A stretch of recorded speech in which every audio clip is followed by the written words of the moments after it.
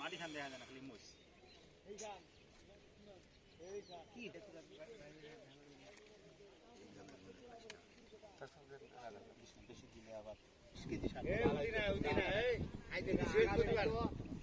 আমরা এই নয়াকর মাটি 3 জন মিলে করছি।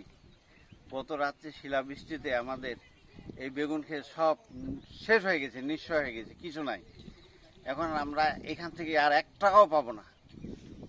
তাই সরকারের কাছ থেকে আমরা কিছু সহযোগিতা চাচ্ছি।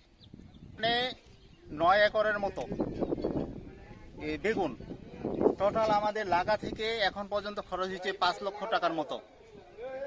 তো আমরা মোটামুটি বেগুন আমাদের চিরার মতো বিক্রি করার মতো উপযোগী হয়ে গেছে। আমরা যদি এখন বিক্রি করতে পারতাম মোটামুটি আমরা 14 থেকে 15 লক্ষ টাকা বেগুন বেচতে পারতাম।